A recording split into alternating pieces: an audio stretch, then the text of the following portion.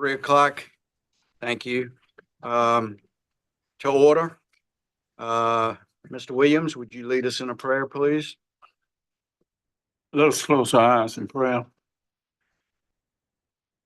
Gracious God, our Father, once again, we are saying the same things, Father, knowing that you is God and Lord above all. Father, now strengthen us. Strengthen us, Father, that gracious God, our Father, once again. Right. Well, gracious God, our Father, thank you for making us laugh. Father, we at this building once again, Father, trying to do things for the community, for this here county, Father.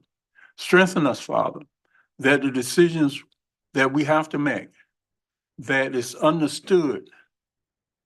And Father, just help us so we can do good, Father, because we want to do things in your name, Father, that makes, Father, that you look good. Know it's your representation. In Jesus' name, we all do pray. Amen. Amen. Thank you, Mr. Williams. Shanae, would you lead us in the pledge, please?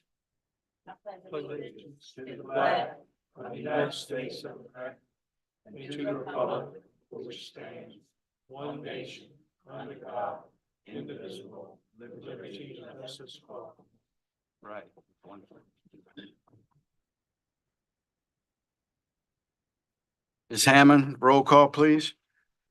Mr. Williams, Present. Mr. Bill Harris, Here. Mr. Crittenden, Here. Mr. Jesse, Here. Mr. Don Harris. Here. All right, a motion to approve the consent agenda would be in order. Also move. So moved by Mr. Jesse, Second.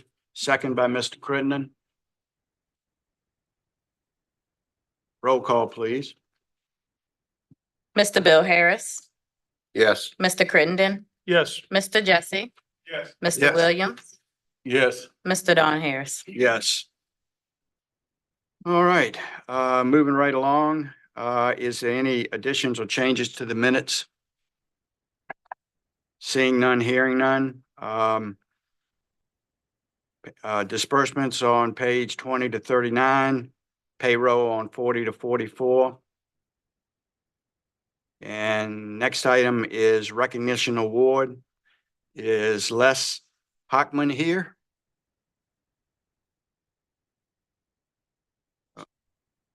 Okay. Well, if you see him come in, let me know. Otherwise, I need a little direction here from our county administrator. Should we make the presentation now without him being here? Let's give him a few minutes, Mr. Chairman. He may show up and we can rearrange that agenda. We're waiting on Dan Siegel, our bond counsel, to come in too, and we'll add him too as he shows up. So Okay. we'll give you the time when we see him. Thank you, sir. Okay, okay. All right, I'll open the floor for any public comments. My first public speaker is Thomas Major out of Saluda. Welcome, Mr. Major.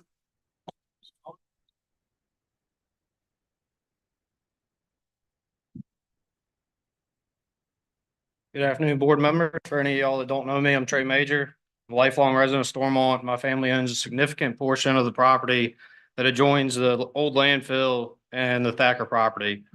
I've got several concerns about the proposed solar project, given my background in hazardous materials. I hope these will be given proper consideration. My concerns are not related to the aesthetics of the project, how it might obstruct my view, whether it fits in the area. These were the primary issues in focus when this board voted down the Crittenden Solar Facility in Deltaville. Instead, my concerns center around the potential impact this project could have on the health of the Dragon Run, the local wildlife, the community, and my family's well-being. As of July of 2024, this board was presented with information indicating that the levels of vinyl chloride, known carcinogen and byproduct of the landfill decomposition, were on the rise and had reached their highest level ever recorded.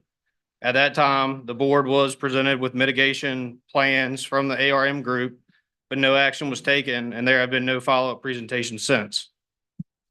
This land is set undisturbed for several decades, and now that the levels of the vinyl chloride are rising, it only takes common sense to recognize that once heavy land disturbance and site work begin, the likelihood of increased leaching of these cancer-causing chemicals into our watershed will also increase.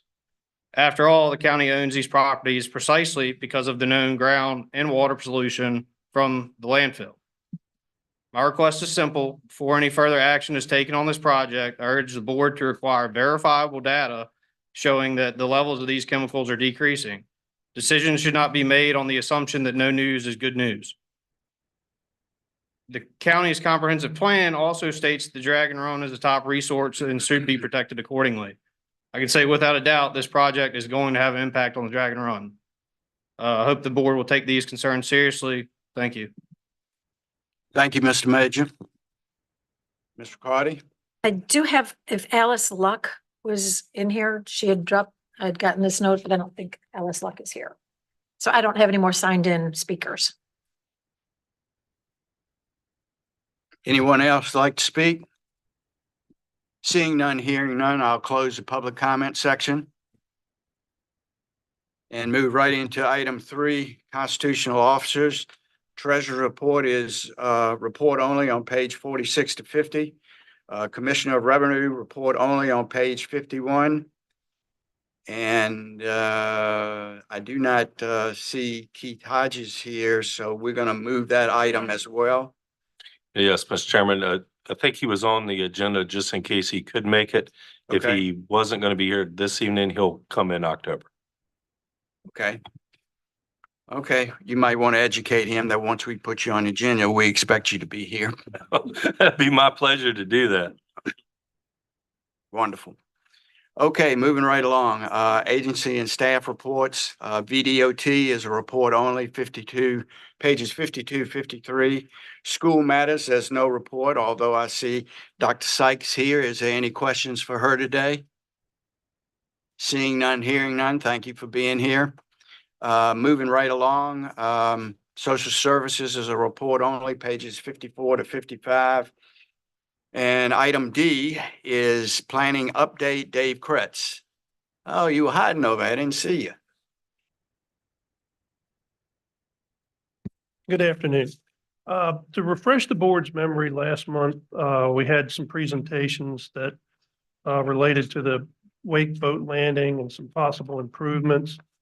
In relation to that, I noted to the board that there may be the possibility of obtaining the necessary permits to do what I call the Band-Aid dredge at that facility, just for the purpose of keeping it open. So at that meeting, I was fairly, straightforward. If the application got to a level that it was too much work would be generally within the scope of what something that I would do, we would turn it over to Rebecca and her group, or do what we need to do if the board saw it fit to go that route. So let me give you an update on what's transpired the past month. So we know we have a valid VMRC permit. I noted that last month. We were told that it would be fairly easy to obtain the core permit, which they kind of go hand in hand. You have to have both to enable the dredge it. So in conversations back and forth with the Corps, working with our regulator, almost felt it was like a Seinfeld episode. We went back and forth as to what submission was. We thought it was as simple as, here, send them papers, and they would say it was okay. I sent information in, they said it was great. I said, is this a submission? They said no. So basically, what's happened is I've had to take and submit the old materials back in as a new application. With that, to make it more complicated, the Corps has taken over. I don't know if this may be I'll try to educate everybody quickly on the JPA, or Joint Permit Application process. Since I've gotten here 14 years ago, it's not an easy process, but the way it would, you would just download the application, you fill it out and you upload it to the VMRC site. They would distribute it to the Corps and all the relative and interested agencies. What's happened now as the Corps has taken over the application process, and there seems to be some tension between the Corps and VMRC. So long story short, by the time we figured out where it needed to go, and by the time we figured out how to enter they have a portal, which I liken very much to a smart scale application with VDOT. It's every question has to be answered. It's not a matter of just uploading a piece of paper, and if they have questions, they call you back. You have to get through this application and answer each question or it kicks the application out. So Friday afternoon, I successfully was able to get something to go into the Corps portal. At that point, we have a new JPA, a joint permit application number. As according to correspondence coming back, I think they have like 15 days to respond. That may be that they need more information. So that being said, I don't have an answer with respect to the Corps permit. I know I'm being told that it's going to be fairly easy to issue, but I can't tell you that today because I don't know if somebody's going to jump in and require some additional information. So with that, all I can tell you is I'm going to keep going until I have an answer. That's all I can do, and let the board decide, okay, now we have a permit in place. I have talked to one of the contractors. It sounds like that could be, that might be amenable to that contractor to go forward with this project. So it looks like things are kind of lining up, but today they're not together yet. Does anybody have any questions on that, or? Mr. Chairman, if I may, I'd like to expand a little bit on what Dave just said, because I think Dave's being polite. I think you were told it was maybe pretty simple. Maybe I'll use that keyword there as to resubmit something to the Corps and that they would look at it and try to get something turned around pretty quick. What Dave is doing a very good job of not saying is it's taken him better part of a month just to get the Corps of Engineers to guide him on how to apply. And yeah, let's just take a moment with that. So God bless him. Thank you for doing what you're doing, and hopefully they'll get their process smoothed out a little better since they're taking over the whole process. Right. God bless us all. And to add, I sent a mass email out. I'm still trying to include DWR because that's where we want to go with this. We want to push them into this space. I feel if we lead the way and show them how this can be done until we decide what to really do with this site, that if we can maybe grease those skids a little bit, get this part done and then hand it over, or maybe even hand it over this time or incorporate them this time into it. We still want to go that route. We don't want to abandon DWR. We want them, they should be doing this, not us. Matt's reiterated that over and over and over again. Yeah, they are at this point. So they're looped in. It was kind of an interesting email because I kind of called out their process. In the back and forth, I noted to their Corps regulator that I was having trouble with the portal. And he actually joked back and said, yeah, everybody is. So he said they were too. So they hadn't figured, evidently the Corps hasn't figured out their own application process yet either. So I feel a sense of accomplishment just getting something into that portal. So does anybody else have any questions? Any other questions? Yeah, I don't want to put the cart ahead of the horse here, but this piece of paper here says the Virginia Department of Wildlife Resources has a contract to maintain the Carlton Road boat ramp in Mill Creek Landing. So is that not in effect yet, or? Well, that is part of this grant support letter that I'll be covering a little bit in my report. Okay. Because I think Ricky Wyatt with VHB and the PDC are ready to submit for that grant. And before they do, they need a letter of, they would like a letter of support from the county, and I wanted to seek the county's authorization to Okay. send that Well, if letter. that of was the support. case, then would this become a moot point? Well, it's going to take a while to process the grant, take a while to do the design work. And then it's my understanding, last I spoke with Louis and Ricky, that we still have considerable amount of input that we can put into those designs. What my recommendation now would be for the board to consider is, you remove the slips from some of the designs, you remove the dumpsters and the lighting and all of those things that the surrounding areas are concerned about. And just get the core infrastructure in place, the very expensive stuff, the earth moving, the berms, the shelters, so we don't have to dredge every 6 months on something. Okay. So Get right that now, we're just looking at basically a stopgap until that time. Yeah, what Dave's proposing, and God bless him, he was told that it may be something simple where they just need to Right. send a letter and then we can do something, and that's not the case. Okay. But yeah, Dave's still working on the stopgap Band-Aid dredge, as I called it last month, just to keep the boat ramp open, because this grant approach is going to take some time. I mean, we've got a concept sketch and we're going to be changing a lot of that based on what feedback we get from the public, and hopefully incorporate into a final design. And once again, what my recommendation is if we move forward with the grant, we get the very expensive core infrastructure done. And all those other bells and whistles, if the board chooses or if VWR chooses, they can be added to later. But let's get the core done. Like, for instance, with Wake, having that harbor kind of take form a little bit better to keep that sandbar from just migrating over in front of the boat ramp, that's going to be an expensive proposition.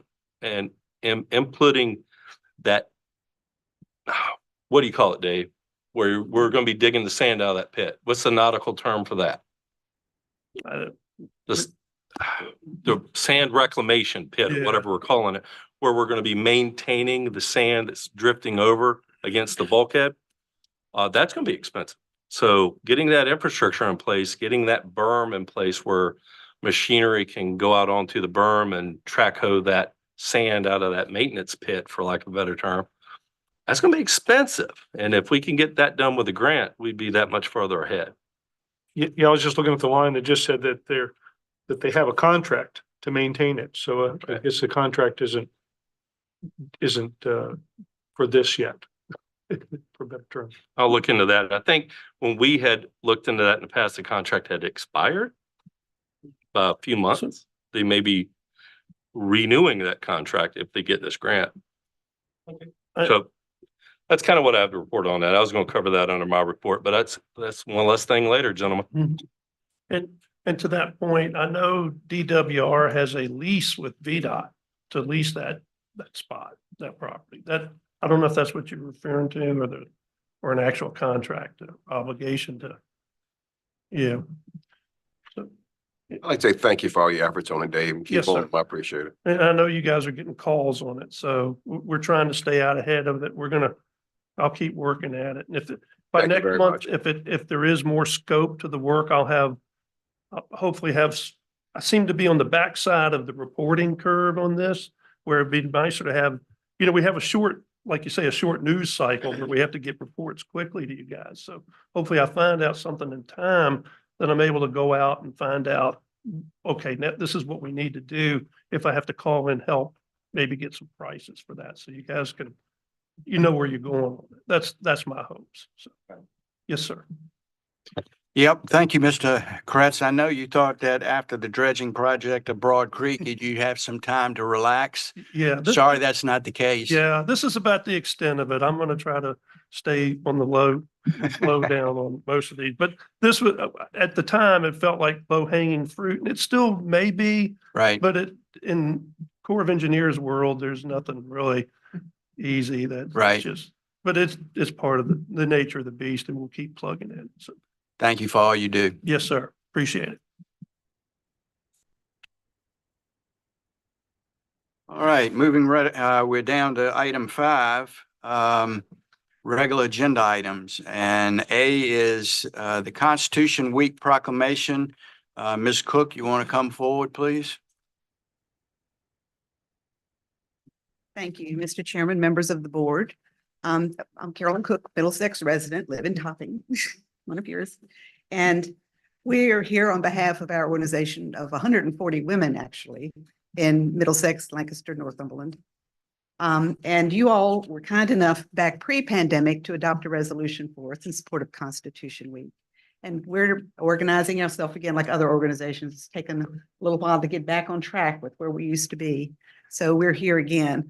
I would like to compliment you that when you all were approving our proclamation, you all were much nicer about it than maybe some of the guys across the river, which is not surprising to me at all.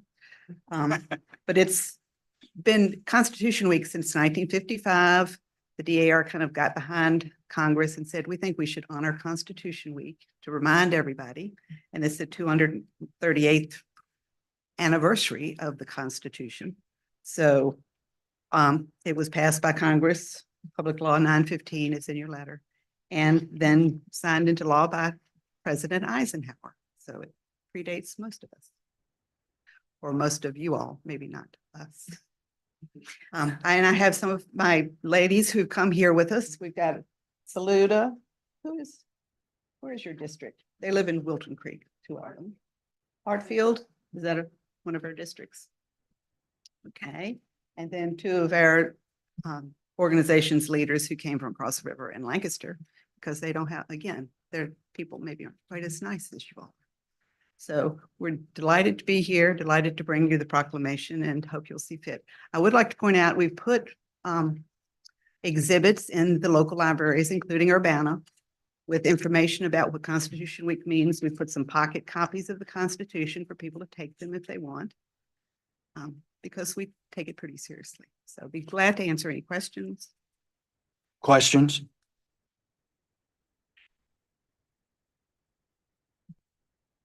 All right, so we're looking to, a motion would be prudent for acknowledging the proclamation, and it is in your booklet, page 57. So it would be in order to declare the specific dates, September 7th. September 17th through the September 23rd. 17th through the 23rd as Constitution Week. Mr. Chairman, I'll make a motion that we do issue this proclamation, Constitution Week, September 17th through the 23rd. Thank you, Mr. Crittenden. Motion made. I just, one thing here, the second picture has got Ashland on it or whatever. Would there be some type of display? Oh, That's a different. okay. All right. Okay, we have a motion. I need a second. Could you, sorry, go ahead, do your second. I was just going to ask, could we please scroll down to page 57 so everybody can see it on the agenda? Yep. Thank you. There it is.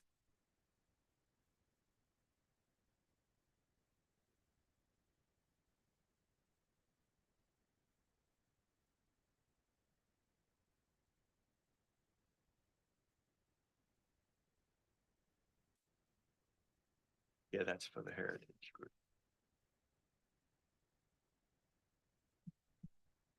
Is there a second? Page 57, and it's on your screen there as well. I'll second it, Mr. Chair. Second made by Mr. Jesse. Thank you, sir. Any further discussion? Just got one thing. It's got to be done each year. I would guess so. I don't know. It can be done each year. You're right. You Well, are that's what it correct. says, This is for it's 1 year. This is for for this one week year. only. Yep, For this 1 is year. this week Okay. I only, mean, this year. if you want to adopt it for forever, No. I'll be sure it's for 1 year. No, it is just. That's something different. That's here in your packet that goes with this information. Okay, no further discussion. Roll call, please. Mr. Crittenden, Yes. Mr. Jesse, Yes. Mr. Williams, Yes. Mr. Bill Harris. Yes. Mr. Don Harris. Yes, the motion is approved, and if you ladies would like to be in a photo, maybe Larry would come forward and take a picture. Thank you. I would like that. Thank you for passing that, and thank you to your staff who helped us put this together. Thank you. Larry, you want to come take a quick picture of this group?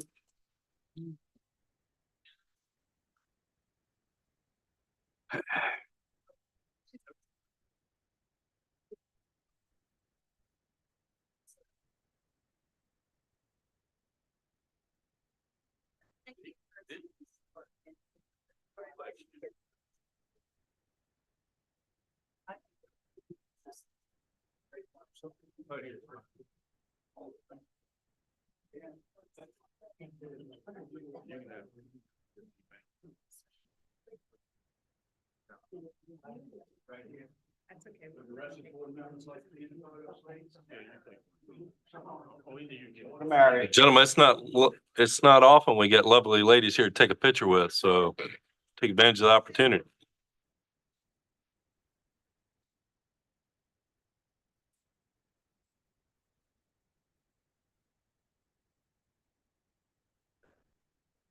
Okay.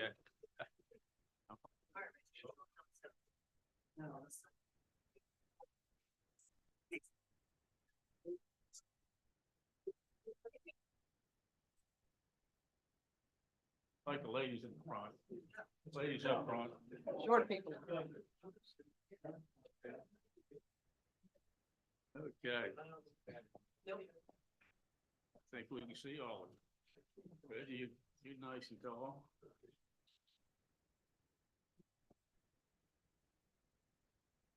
Okay. One more. Thank you so much.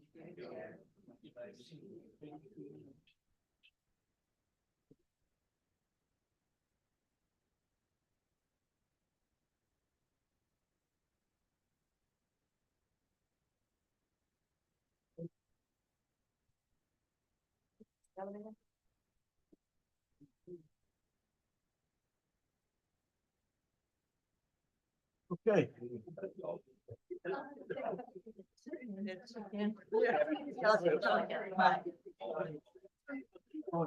Back up, boys.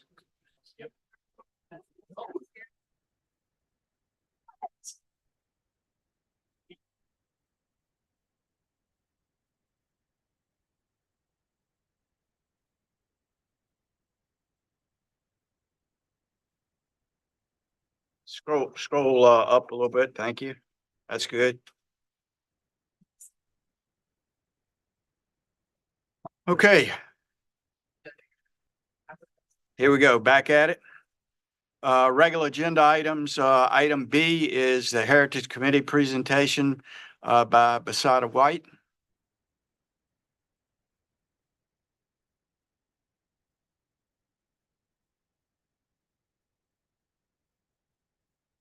That's in your booklet on the far right-hand side folder. Good afternoon, everyone. My name is Besida Cawthorn White. I'm with the Heritage Committee, and I'm here with our longtime collaborator. Where did he go? Dr. Dave Brown, who is the co-director of the Fairfield Foundation, and I think our member Hallie Holmes is in the audience as well.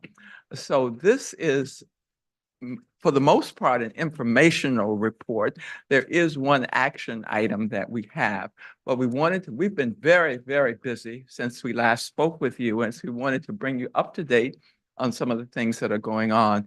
You may remember that in May of 2023, I guess it was, the Heritage Trail was unveiled down at Cook's Corner, and we were tasked with creating signage that would adorn the Heritage Trail. And we found out that that was more than just creating signs. It was quite a bit of research. And that's when we collaborated with Fairfield Foundation. And we've been working very, very hard with them. Many, many meetings, probably 25 or 30 meetings. I've lost count. And they did the research. We did the research. We collaborated.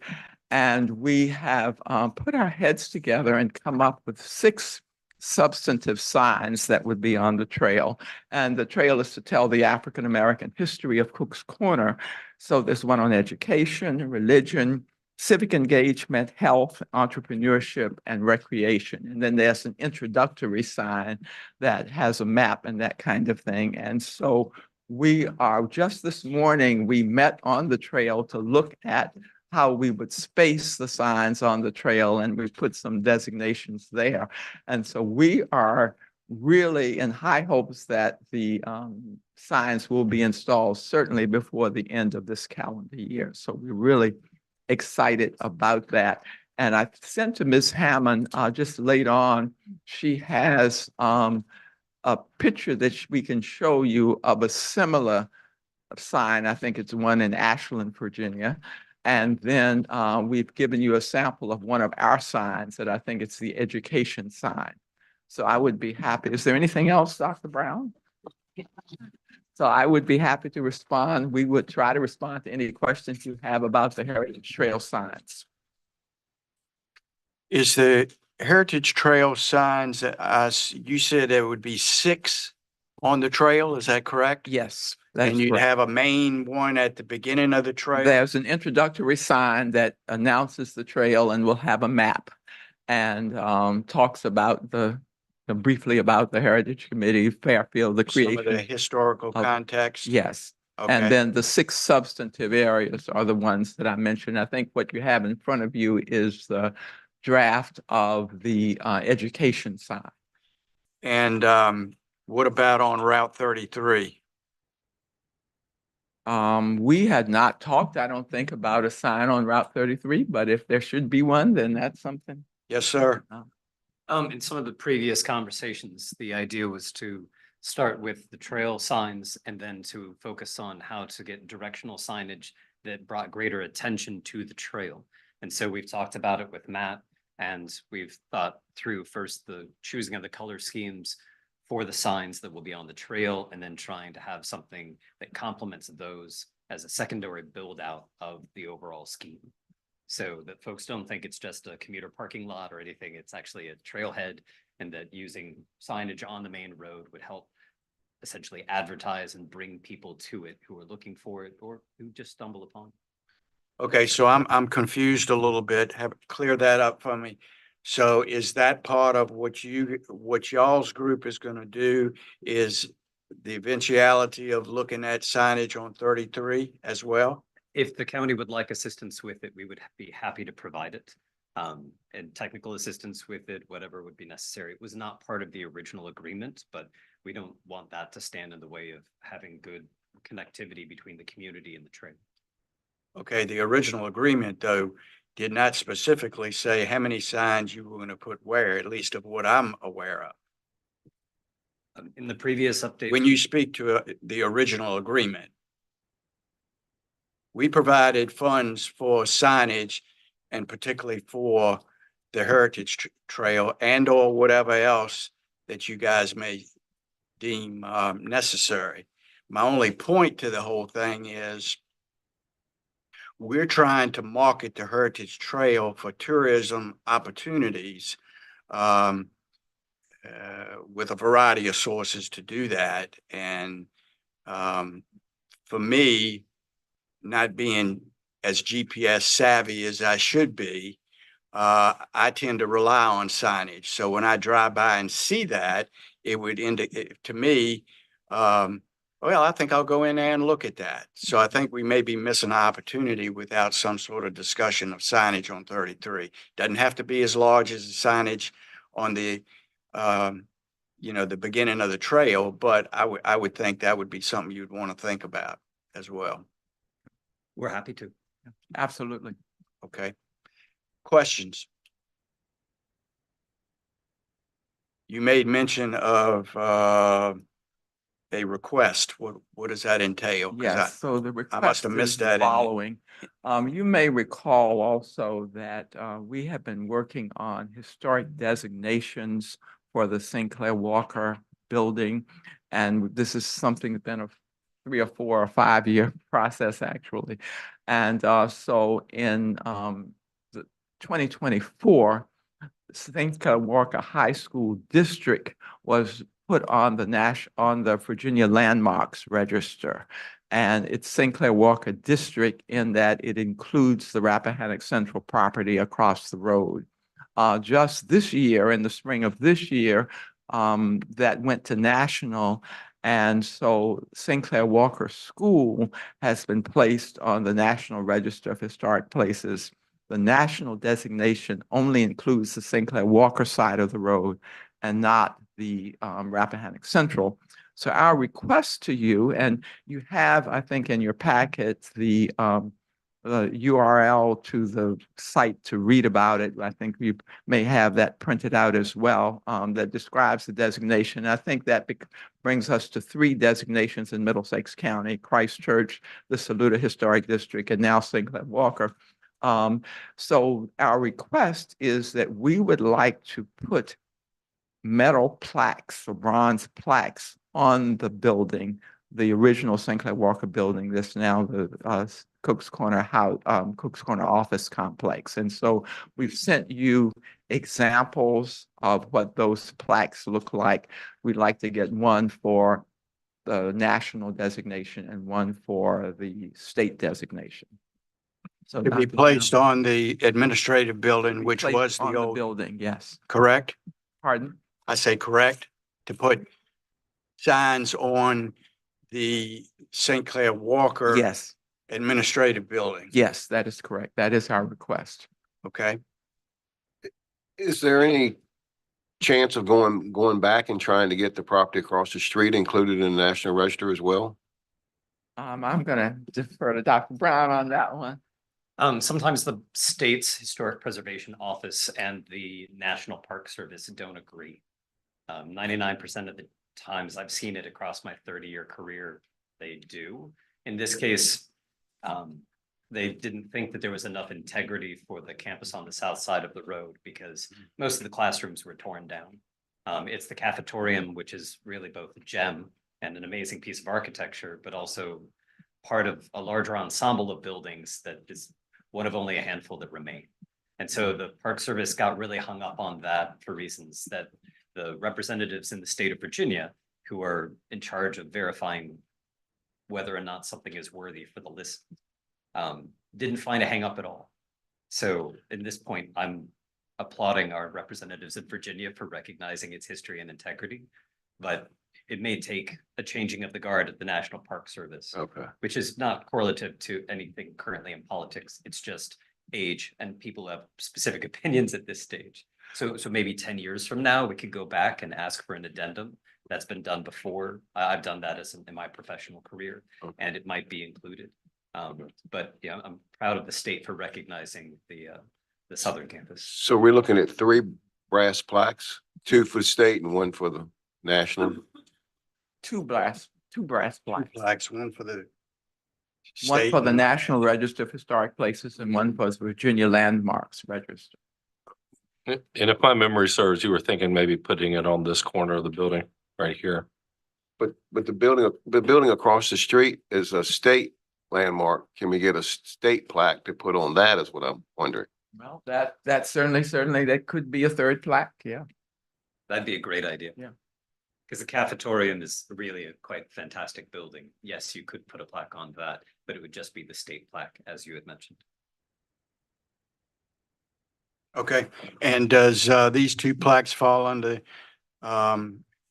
your budget that you have for signage? We can make it. That's the answer I like to hear. Thank you very much. I'll just give a comment.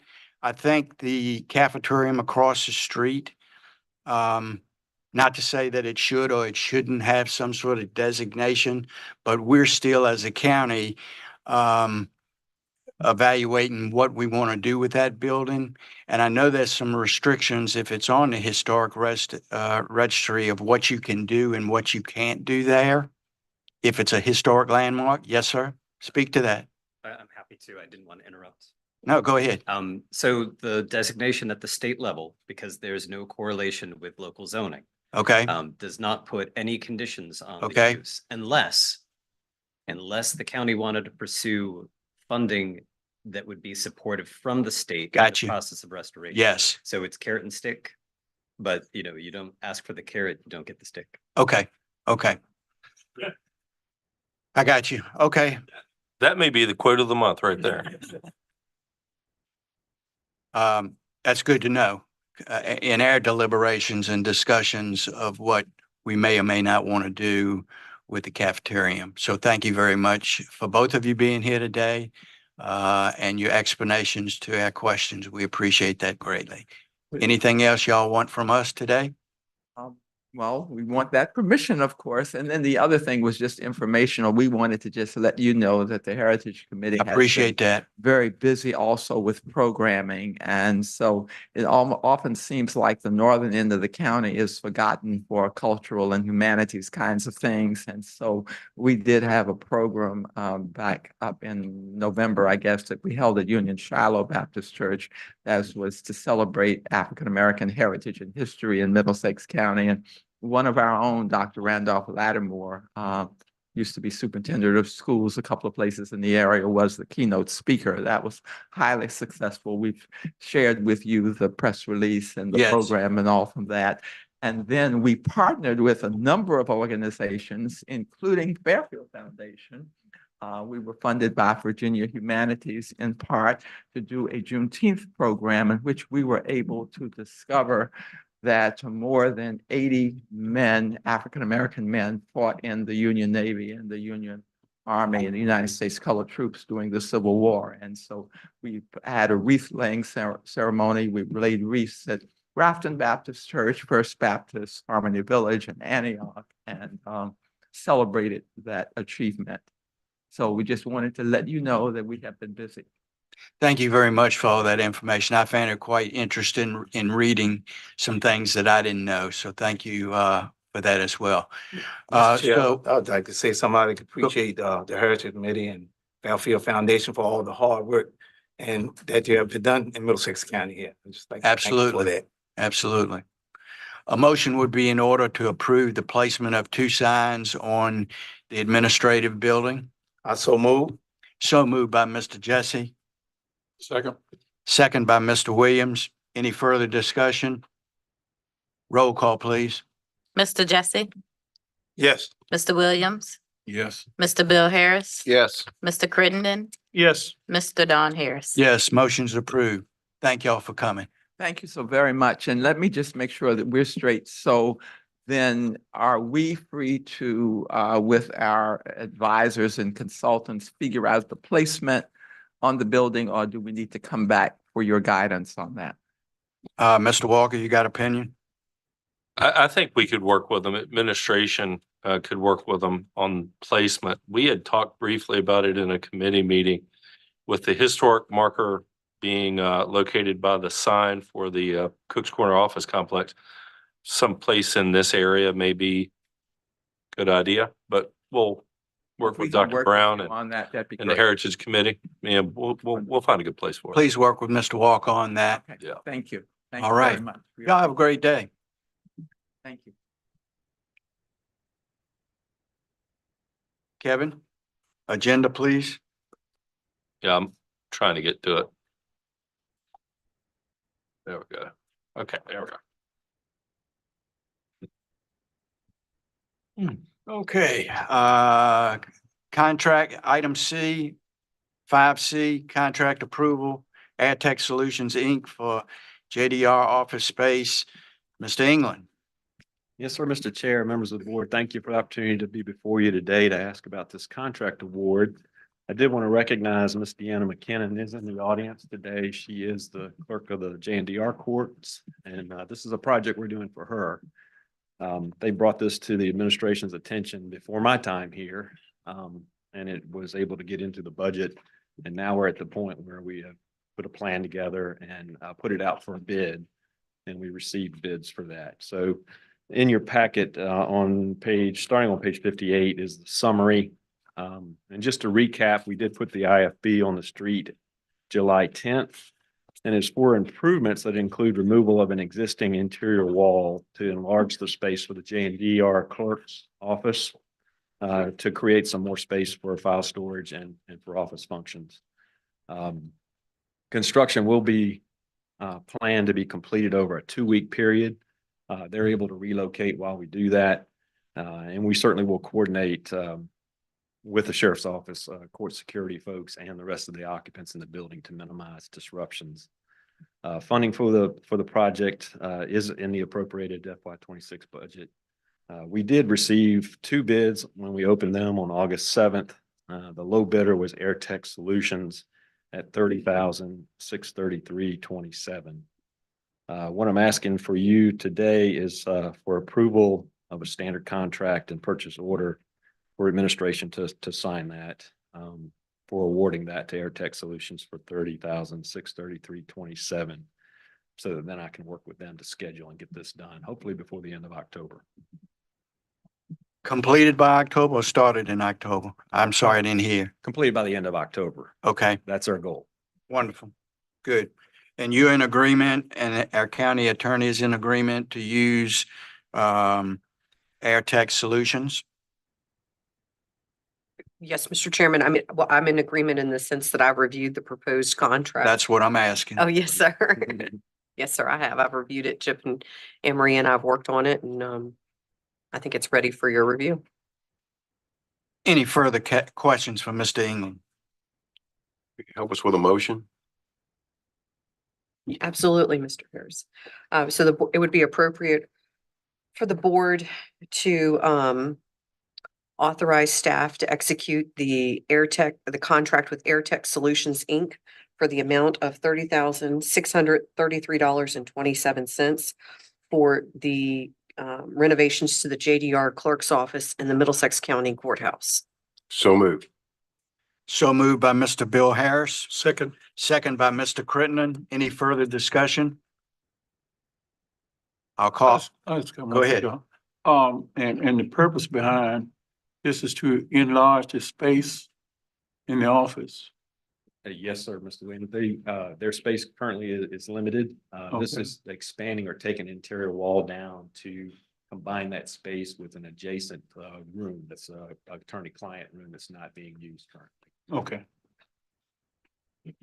Okay, for a call for the vote on that. Just a housekeeping issue. We do not like change orders, so we need to live within that 30,633 Yes, sir. number. Correct? We will do You our- know that, correct, Mr.? I do. We will do our absolute Just best. thought I'd remind. Seeing no further questions, roll call please on the motion. Mr. Williams, Yes. Mr. Bill Harris, Yes. Mr. Crittenden, Yes. Mr. Jesse, Yes. Mr. Don Harris. Yes, motion's approved. Mr. Chairman, if you allow me a little latitude, Deanna, I know you've been very patient. This has been a while in development. I think you're going to have a beautiful office when it's done, and I'm glad we were finally able to get there. Now, having said that, I hope to never be in there for any reason. Thank you for being here today, by the way. Okay, moving right along then. Maybe we need to take a break. We seem to be ahead of schedule, right? But don't worry, I'm up I next. know. I jinxed myself, right? Shouldn't have done that. Let's move on to item 5D, Resolution R 2025-08 opioid settlement, Anne Marie Riccardi. And I'm going to jump in for Miss Anne Marie, if that's okay, Mr. That Chairman. would be fine. If Anne Marie, could you pull up the resolution, please, though, so the board can see that? So as the board will recall, we were before you last month as well.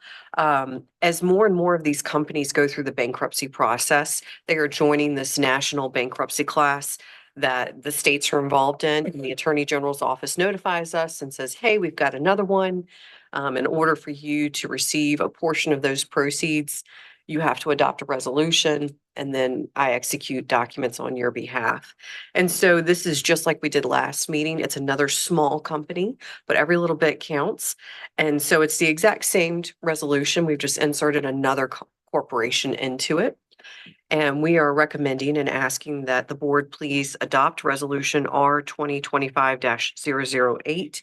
This now includes, and you can see the list, I like to call them the A through Z's companies there. But we would ask that you please adopt it so that I can sign the additional legal paperwork, and then Anne Marie will receive settlement funds, and we're only allowed to spend those on very specific items.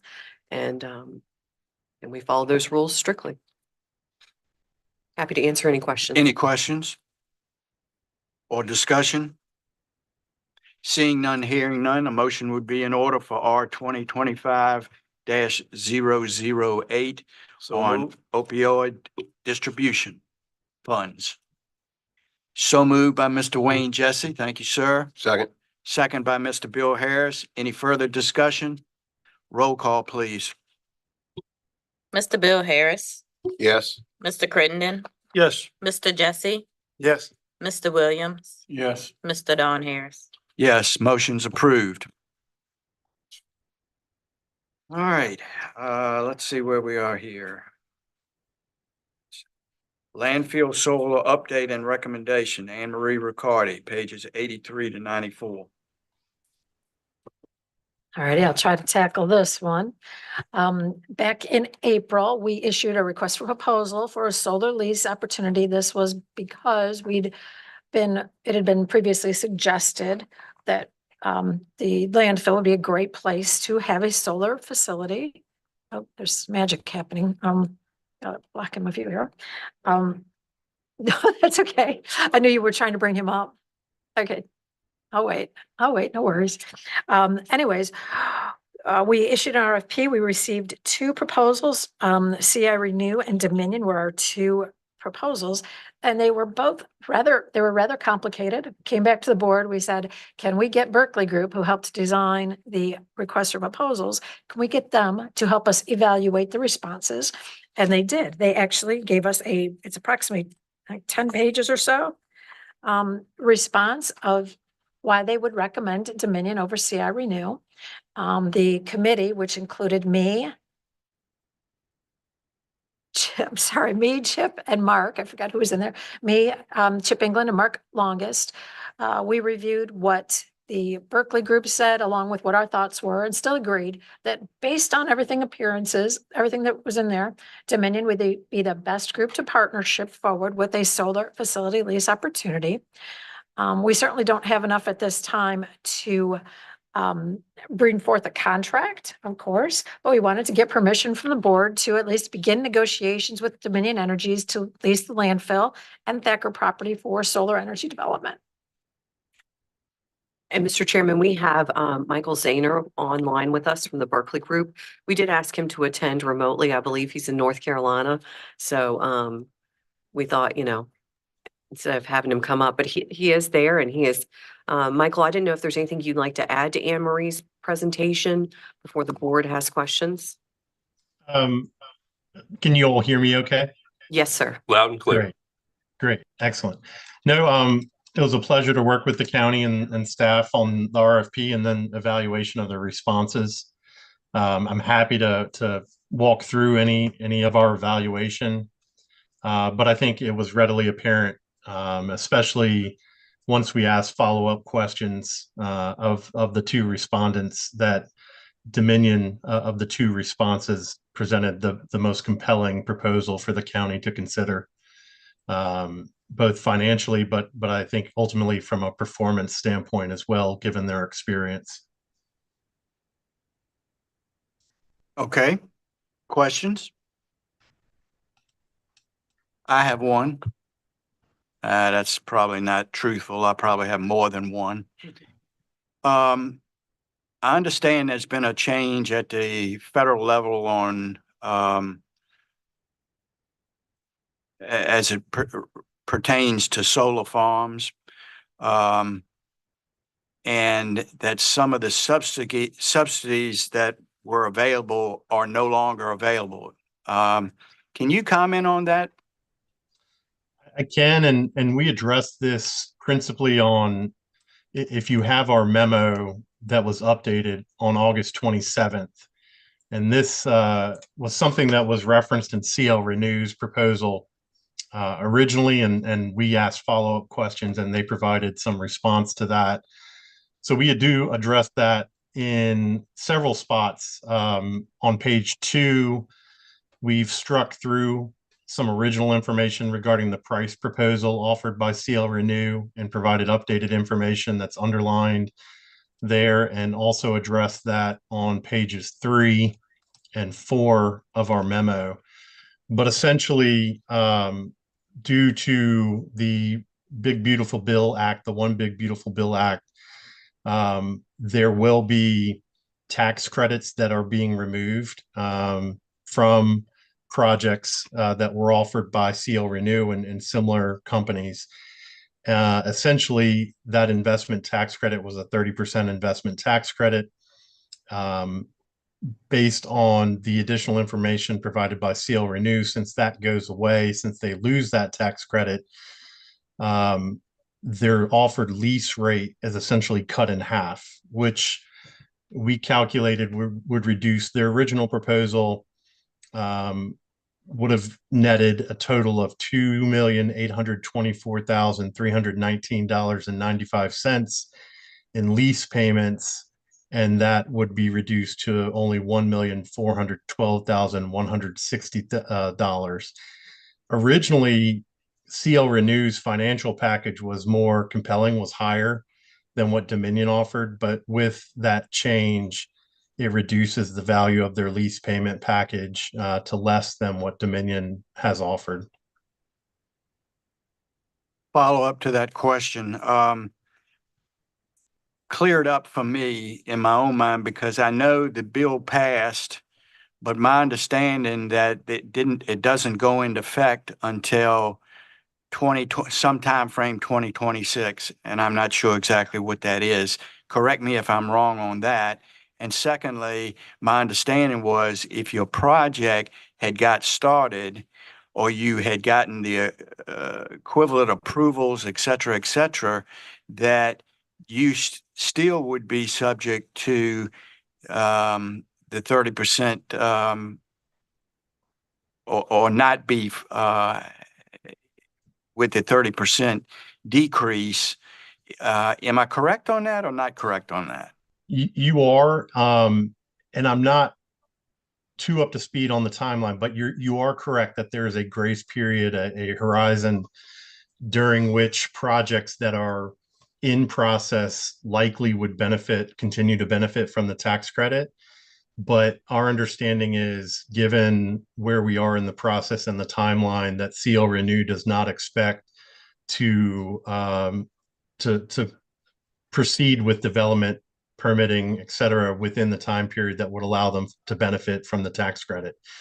Hypothetically, if we were having this conversation a year ago, that wouldn't be the case, but perhaps would not be the case. But given where we are now in the timeline, they do not expect to be able to advance any project to the point where they would benefit from the tax credit before it expires.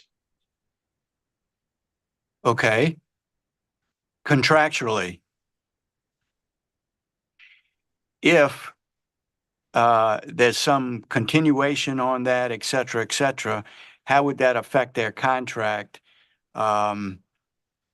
with the lower amounts from 2,824 to 1,412? Do you see where I'm coming from with this? If they're going to get the tax credit, can we put the language in such that we benefit from that as well? Well, if you elected to negotiate with CL Renew over Dominion, my expectation is, and I couldn't guarantee this, but I would presume that they would not be interested in memorializing a contract that benefited from the tax credit if they didn't have a strong sense that they could perform to that requirement. I don't know that, but I would not, if I were in their position, memorialize an expectation that they would benefit from the tax credit if they had high confidence that they couldn't perform. Hypothetically, though, I can imagine, and I'm not an attorney, but I can imagine that we could come up with language. There could be language that accounted for that reduction, but I don't know if they would agree with that if you elected to negotiate with them versus Dominion. And your recommendation is Dominion, correct? Given everything that's on the table, yes, sir.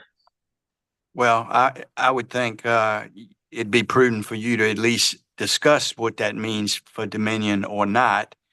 From a lease standpoint, and for the total payout. Yes, sir. And I would just add, Dominion has not indicated any impact to their proposal from the loss of the tax credit. Okay, okay. All right, any other further questions?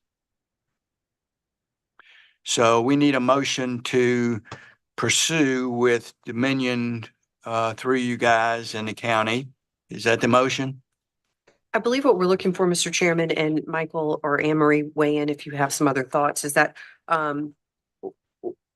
we would like to have authorization to direct staff to engage the Berkeley Group to assist us in and begin negotiations with Dominion Energy to release the, excuse me, I apologize, to lease the landfill and the Thacker property for the solar energy development. Matt, any other? Contract. And develop a contract. Yep. And I would add to Mr. Major's concerns during public comment, I could ask Resource International to attend our October meeting to give us an update. They're kind of due to give us a update on the status of the landfill and the monitoring going on. We've had recent good news on our test results, so we probably need to bring them in and have them speak to that. Well, I'm glad you brought that up because I quite frankly didn't write it down, but it was part of my question process too, which was, yes, we absolutely need to do that. Because Mr. Major made a comment that the levels had risen to the highest that it ever has, and I'm not aware of that from the briefing that we get from the group that comes in and tests that. We would be monitoring a lot more frequently because if you Yes. have a hit, as they call it, or a higher result, Right. you have to monitor more frequently. We'll bring Resource International in to speak to it. And that way you'll have all of that information along with hopefully a contract after we get it negotiated in October. And after the contract is negotiated, before we approve it, it would go to public comment, correct? Would not? Yes, it would, Yeah, 'cause we're because leasing it. we would be leasing it. So yes, so the way that would work is, thank you, Mr. Chairman. So in October, we would bring the contract back to you.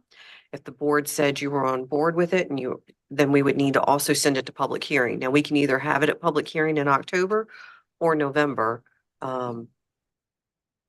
That's really the board's pleasure. Would you like to see the contract first and before you authorize it going to public hearing, or would you like to kind of do them in tandem?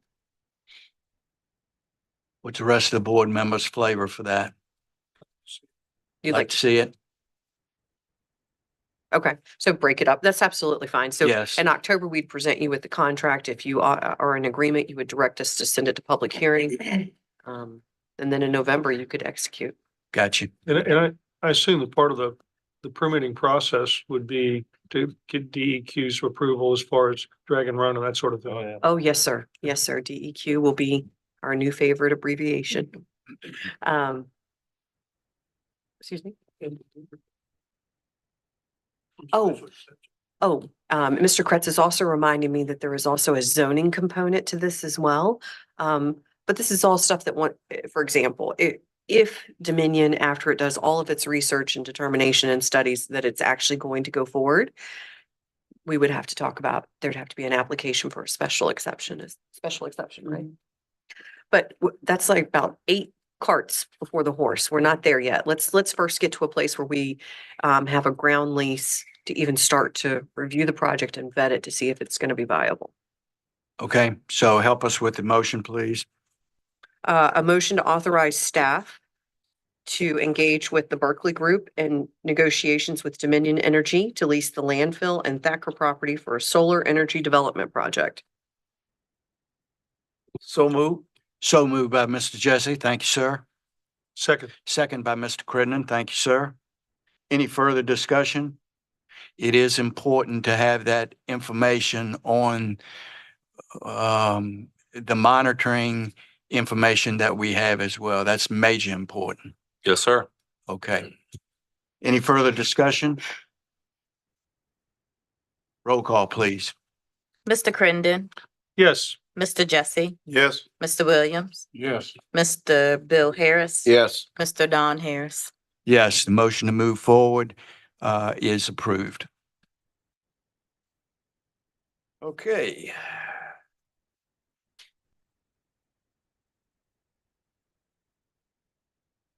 Ms. Ricardi, you're still on the hot seat, please. Surplus miscellaneous items, 95 and 96. As you know, we continue to clear out that building back behind, over in the CC, excuse me, the CCOC area.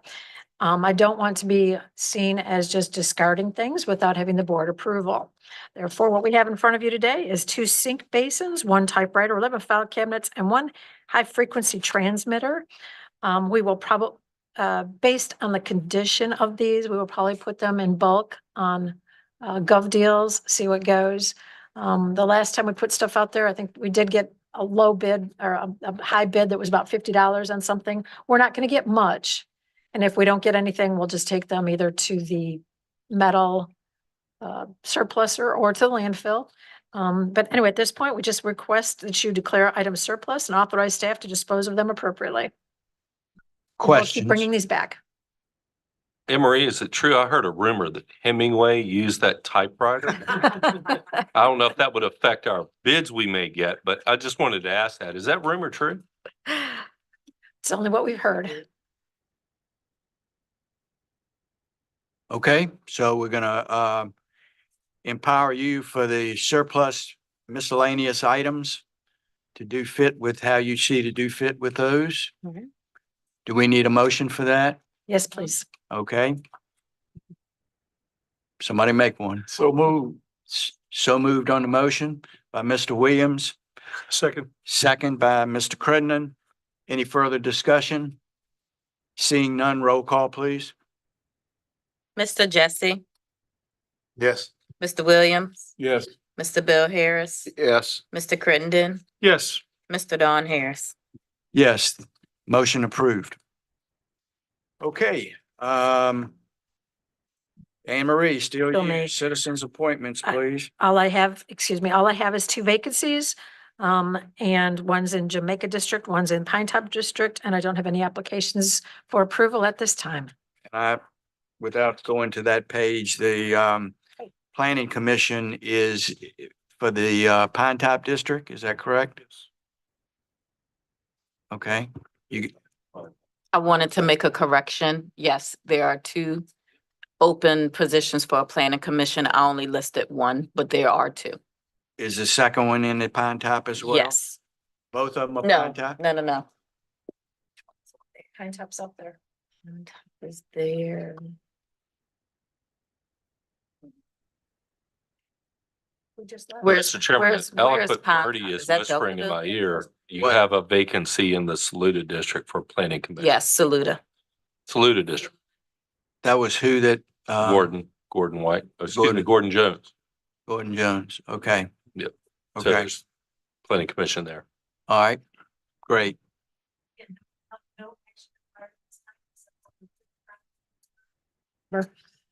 Okay.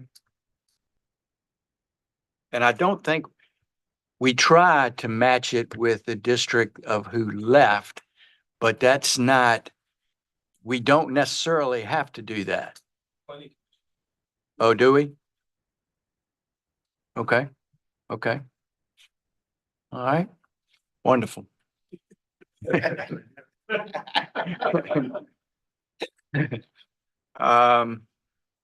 Item 6, administrative updates, cigarette tax report only, page 98, staff report only, page 99, 105. And item C is loan agreement to the EDA, Sands Anderson, Dan Siegel, pages 106, 159. And Mr. Chairman, I'll introduce Dan. For those of Please. you who haven't met Dan yet, I think most of you have. Dan Siegel's our bond counsel Yes. with Sands Anderson and Associates. He's been with the county longer than I have. And we're really happy to have him back. He and Trent, Heather and I have been working on the loan documents, mostly Dan. And that's good. We know they're legal and right. And Dan's here to talk to the board about that, and We'll move Yes, on. sir. You have the floor. Thank you, Mr. Chairman. You have a resolution before you that would, and it's on the screen, but that would approve the loan to the EDA. Our instruction was to prepare loan documents and, with the deed of trust, a promissory note. We did an assignment of leases also as security, and, the structure is really just $1 million for this portion of the marina property. It's a sort of an unusual structure because the whole marina property is going to be bought first by a family, but it's a family-owned LLC, DE LLC, and they're going to then convey. Is it not on? I'm sorry. I'm sorry. I'll just get closer. Sorry about that. I should scream. I don't know what's wrong with me. It's my quiet little voice, but the structure is very unusual because they're getting the main marina property first to this LLC, and then the LLC is going to convey it to the EDA. In the meantime, you've got this $1 million loan that's going to be used to purchase the whole property. And it's all going to be done through a settlement simultaneously. And the county will have a deed of trust on the EDA's property and an assignment of leases of all rentals and any kind of income, and a note from the EDA that is right now it's set for the way you've discussed it, with a 1% interest rate. That's correct. Over 25 years, with the first 2 years being with no interest accrued or charged. And then after the 2 years is up, on the third year, you start paying the principal and interest, sort of in level amortization almost. But I'll be glad to go through details of it, which I've already just done. But if you want to go through details of the documents, man, I'll be glad to answer any questions on the documents that we prepared. I just have maybe one question. The documents, I was surprised at the length of the documents involved in this. That being said, it seemed a little bit backwards to me, not being an attorney, in that the EDA and the county would have taken total possession of the property, and then it conveyed to the second group, the LLC. It was surprising to me that now it looks like we're going to take care of that first, and then the county and EDA comes in behind that. I am right with you, Mr. Chairman. It's a very unusual structure. We work with what we were given, which is apparently that was the deal from the marina seller. Okay. Like I'm totally with you. I think it's a very unusual structure, and the reason the documents are as voluminous as they are, one, we get paid by the word. You knew that. No, You'd have been better off not saying that. Go ahead. But it's also to protect the county as clearly as we can. So what we tried to do is put in a lot of requirements in the loan agreement and in the deed of trust that really put the county, give them a lot of options for control if things happen down the road, since you're giving sort of it's obviously a very sweetheart, nice financing for the EDA and for the property. But that's a really good question. Well, thank you for answering that. It just was a little perplexing to me. I'm with you. But I get it. And we'd absolutely want to protect the EDA and, most importantly, the county on this transaction, for sure. Well, I think it's important. I just want to make sure I'm real clear here, Dan. He wrote this for protection for the county. Yes. The EDA has their own. Yeah, the EDA has separate counsel. We're not representing the EDA. Yeah, so I just want to be real clear that Good. what Dan worked with is what we were told by the EDA was the deal that was negotiated. Okay. And I spoke with Trent briefly this afternoon. The EDA adopted all of their required resolutions, or at least heretofore what's required yesterday at their meeting. Yeah, that's what I understand. And their resolution, by the way, is very similar and has all the same documents. So apparently they've already acted according to Trent. Let's just get to the point. You feel confident Middlesex is protected? As best we can, you know, I think we've structured this so that the county has, you know, if the EDA does something strange, the county can stop it. So I think so. Thank you. Any further questions? Okay, I assume we need a motion for approval of R 2025-010, is that correct? Motion to adopt the resolution and authorize the execution of the loan documents, please. All right, So moved. so moved by Mr. Bill Harris, Second. second by Mr. Crittenden for R 2025-010 resolution. Any further discussions or questions? Seeing none, roll call, please. Mr. Williams, Yes. Mr. Bill Harris, Yes. Mr. Crittenden, Yes. Mr. Jesse, Yes. Mr. Don Harris. Yes, motion's approved. Thank Thank you, sir, for being here. Thank you, Dan, for coming. Really appreciate it. Mr. Chairman, I only have a couple of other items for the board's information tonight. And with your pleasure, I'll go ahead and get into those. Yes, please. All right. So segueing from the marina loan, which, again, thanks to Sands Anderson, I think we got a pretty good document that's going to allow for a very creative approach to support the EDA on this project. I am recommending the board consider holding a joint work session with the EDA. It's the other thing Trent and I spoke about this afternoon, sometime early to mid-October.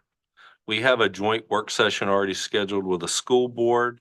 What I'm going to do is ask Shanae to try to get with you all, get with your schedules for the early part of October, mid part of October, so we can work with Trent and Kelsey on the EDA schedule so we can try to have a joint work session on that, not just for the marina property and discussion of that, but potential discussions on the Lattimore property. We're going to be getting our RFPs in hopefully by October 20th. And we'll be able to brief you a little bit on some of the preliminary questions we've had on that. Yes, Bill? That, we'll probably would be discussing the property in Locust Hill before then. Your timing is perfect because that was the other reason I was suggesting the joint work session. We own the battery storage property there at Harmony Village now. And I think it was the board's intention to work with the EDA on a partnership with that. And that was one of the driving reasons why I was suggesting a joint work session to talk to them and see if we can all come together and decide what the vision is for that property. It's my understanding some of it's encumbered with some easements for the construction of the battery storage, but there's a portion that's available to run and go with right now. And maybe get the board and the EDA together, see what visions we have would be in order. Okay, let's talk about just some restrictions on date. Okay. Our next board meeting is the 7th of October. The 14th is a joint meeting, school board and at the high school at 5 o'clock. My preference would be sometime either the week of the 20th or the 27th, and no Fridays. How about the 21st? That's a Tuesday. Does It that? is. Y'all Can you, look can you and handle decide seeing what- us 3 Tuesdays in a row? Are you okay with a Tuesday? Okay. Reggie? You okay with a Tuesday? Okay, Wayne? And it could be Right. either Tuesday if y'all are comfortable with both. That way you can give the EDA 2 choices. Because we're going to be working with them too. We'll let the media know which one it will be when we know. Okay. Yeah. Yeah. Okay, that works. October 21st and then October 28th as a backup. Okay. Okay. Well, I'm Slide it to, So the 21st is, 21st and I'd use your backup date as sometime that week. 27th. no. Yeah. Oh, sorry. No. So 20th somebody is- was saying 22nd and then he said 27th. No, 20th is Monday. Okay, Yeah, I'd be good with that. okay, so let's be very clear because I hear 4 different dates again. We're proposing October 21st. The board has agreed to the 21st as the primary date. Okay, and what's the alternative? The alternative is either Monday, the 20th, or Wednesday, the 22nd, or Thursday, the 23rd. That should be a plenty. I'd say with that many dates, Shanae could work with Kelsey and get the EDA. We have one of our EDA members here with us tonight. Hallie's here. And are we thinking morning or afternoon, That gentlemen? was my next question. What's y'all's flavor? Morning or after, or early afternoon? Reggie, you'll probably be affected by your bus schedule, right?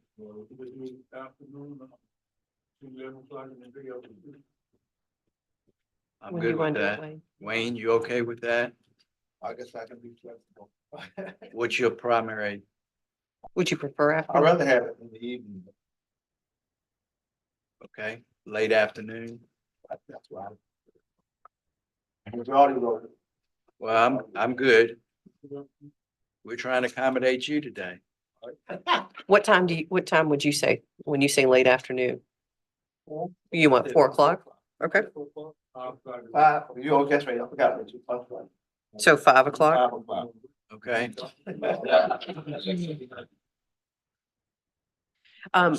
Shanae, we need to make sure there's nothing on the, let me check the is supervisors. that a out of The- town function? Calendar.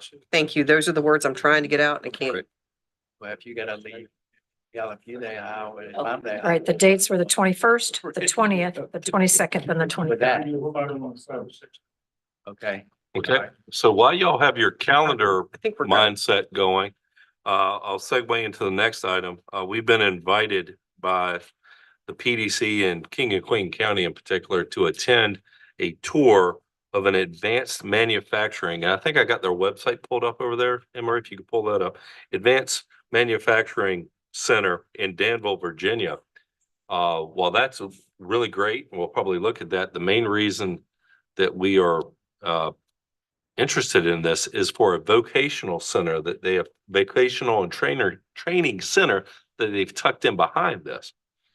They've been very successful in bringing in high school age, even middle school age kids into this training center. And we are intrigued by that. We have several ideas in mind on how it could benefit Middlesex County and our region. We would like to leave the PDC office at 7 o'clock in the morning in order to day? get down there in time on Friday, the 12th. Oh, September or October? This Friday, the 12th. Oh. And head to Danville, take a tour, and then come back. I've spoken to several of you individually, but I wanted to make sure I got that out there. As of now, I think Reggie and Wayne, myself, and I don't think Trent's able to go to that one, but so far that's us. I think it's gonna be 3 of us. And I've reached out to Tracy Sites. I haven't heard back if she's gonna be able to make it. Randy. Oh, and Randy. Sorry, Randy. That's right. You told me tonight. So we have potentially 3 board members going, Larry. But it's for a tour, and if you want to come, you're welcome to. Because we got plenty of room, and very excited about this one, gentlemen, because I'm passionate about VOTEC. And while advanced manufacturing works for Danville, it could be a VOTEC center geared towards marine trades and or welding, pipe fitting, because we know the shipyards down in Newport News and their needs. I think this could be a really great thing for our region if we could emulate or imitate something like this in our region. So this is the first step. I'm sorry, I didn't hear, I heard some of the list of people. Is anybody from the EDA planning on going? I have not heard from Trent yet if anyone from the EDA is coming, Okay, but they have been invited. It's my understanding. okay, Yeah, a lot of this happened last week while I was out. okay. The next invitation is from Virginia Power to attend a tour of one of their landfill solar projects that they have in Albemarle County. given the fact that we're going to be pursuing a contract with them, probably, well, we're going to be negotiating a contract and pursuing that. It may be beneficial for the board to take a tour and see what they've done in another area. That tour is next Tuesday, the 16th, and I think the plan is to meet at 7:30 at the Glens campus to get on a bus, go up there and take a tour of that. Heretofore, I've heard from Reggie and Wayne that they're going to be able to go to that. All of you are welcome. I think Heather's actually going to go to that one. Mhm. And then I'm planning on Dave. attending myself and Dave Kretz. So go ahead. Oh, no, I was just gonna say, does anyone else want to go? We needed to RSVP on Friday, but I'm sure Melanie would make an exception. I know, I appreciate it, but we can't, not from the public, sorry, right now. Any board members is who I was referring to. So to clarify, that one's going to Charlottesville, right? Yes. We're going to Albemarle, yeah. Yes, but we should be Albemarle. back by 3, I believe. It's gonna be a whirlwind up and back. Apparently Dominion's gonna put in a request for no traffic on 64. Yeah, got I don't see, connections. I'm gonna be honest, I don't see how we're gonna be back by 3, but I'm gonna ride in that bus that's gonna try, so. Does Brace anybody else yourself. wish to go? When are you going to communicate with Dominion on that? The deadline was last Friday, so. Did you give them the names that we're talking Well, about? Yeah. we are trying to ascertain we're getting everybody now to give them the name. Okay. I'm gonna reach out to Melanie as soon as the meeting's over. Yeah. I don't think I can attend, but I'll check again. And Okay. if I can, I'll let you know. Okay. Bill or Randy? And the bus is taking multi-county people? Yes, Yes, it's not just Middlesex, Not it's just multiple Middlesex. other jurisdictions. It's an opportunity, and planning commission members. Mhm. This is truly an educational opportunity. And something that, to be honest with you, we've been asking from these vendors and or Dominion. You know, we know these things are coming down the pipeline. We'd like to see them. And so this is Dominion's first. So I am excited to go and see it. They've also, they're moving forward with a contract with James City County and their landfill to do a solar project. So these projects are coming to more and more localities. And so it'll be good for us to, I believe we have at least one planning commission member going to.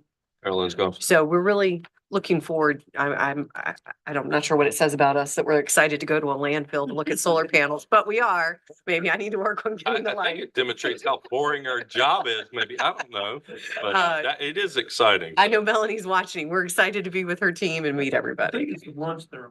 Yeah, no. Yeah. But thank you, gentlemen. If anybody does, Dawn, if you think you can go, if you could let us know. I will. Okay, well, we'll give them a preliminary number right after this meeting, because I know they're trying to get a head count for the boss Right. for a variety of reasons, but I think we've got a pretty good solid number for it and whatnot. So next is the Port Infrastructure Development Program grant. All I'm seeking from the board tonight is authorization just to write a letter of support. There's a couple of things I probably want to amend on this boilerplate letter of support. Like, for instance, I don't think the county owns all 3 of those sites. We own one of them and VDOT owns the other 2. So I got to fix a couple of things like that. So if y'all would authorize me to write a letter of support, I can write it. This is a Do we need a boilerplate. motion for that? Yeah, I would like one, please. Okay, help me with the motion, county attorney, please. Defer to Matt on this one. Matt, how do you? Just authorize me to write a letter of support for the Virginia Department of Transportation's Port Infrastructure Development Program grant opportunity. There you go. So moved by Mr. Jesse on the motion. Need a second? Second by Mr. Williams. Any further discussion? Roll call, please. Wait one second. Oh. There is, there'll be plenty of time for adjustments to these projects. That's my understanding. Yes, sir. Because if we get the grant, we don't have to accept it. And if we get a grant that we have over designed, we just don't accept it. I intend to be, well, Dave and myself intend to be very involved in the design to make sure the design fits the will of the board based on the feedback we've received from the community on these Yes. sites. And again, like I mentioned earlier, it's my intention to focus on the very expensive core infrastructure needs and not all necessarily the bells and whistles that kick it up into a little bit more of an area of concern for the community. That's my intention. I want to be sensitive to that. And I will say this for the record, my neighborhood is one of these. Whiting's Creek is in my area. And I know my neighbors had several concerns at the public hearing we had on. So I want to be receptive to that, while still getting our share of that money to make sure these sites are robust. And if I may, we'll be applying for this again with the marina property down in Deltaville. I'm very excited about that application. So that's it. Thank you, Mr. Walker. Anything else? I have, well, there needs to vote on that. I have one other thing after that, Mr. Chairman. Okay. What are we doing? A roll call?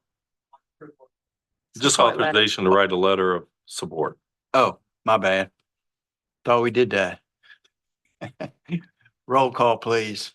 Mr. Bill Harris, Yes. Mr. Crittenden, Yes. Mr. Jesse. Yes. Mr. Williams, Mr. Don Harris. Yes, motion is approved. Yeah, I'll do that. Thank you.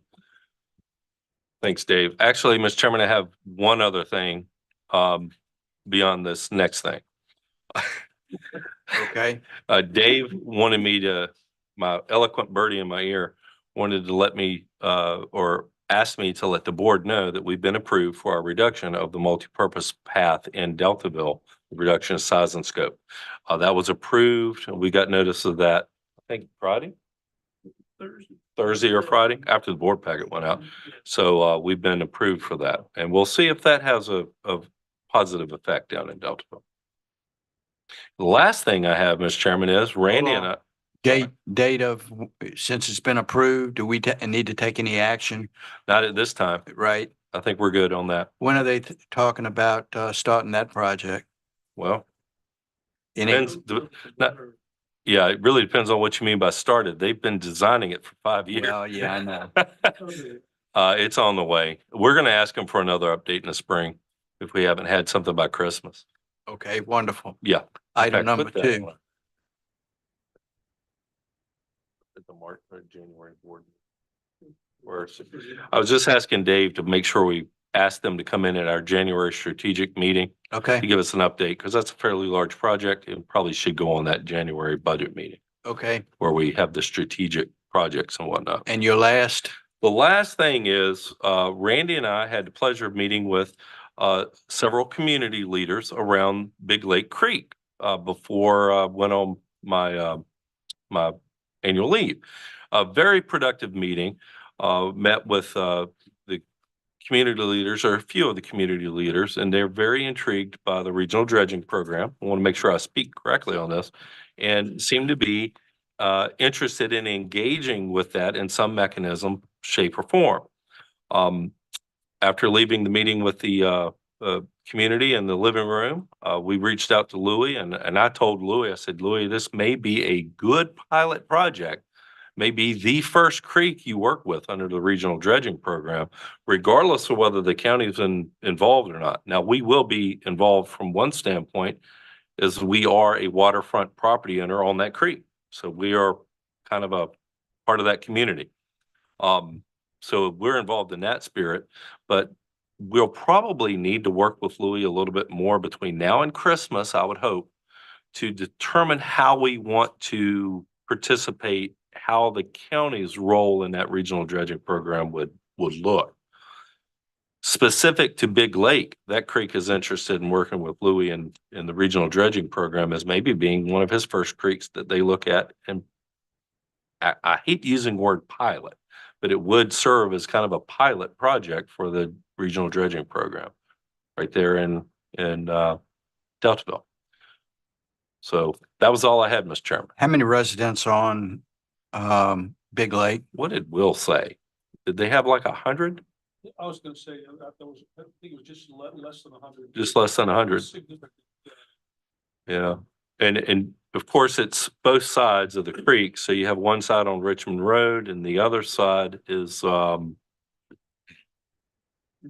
next road there. What is that road, Dave? Well, it's on both sides of the creek. I'm drawing a blank on the road's name. But they've already had some community, I think they've been reaching out to one another in the community to try to develop a coalition of the willing. So I'm very optimistic about that, Mr. Chairman. I think that's going to be a great example of how to get the regional dredging program up and running. Grassroots creeks that are not core creeks. These are just neighborhoods that happen to be on the water, working with Louis and the program to get the creek dredged. And we will have a role to play because we're a waterfront property owner there. And we're a considerable one in that our spoil site is right there.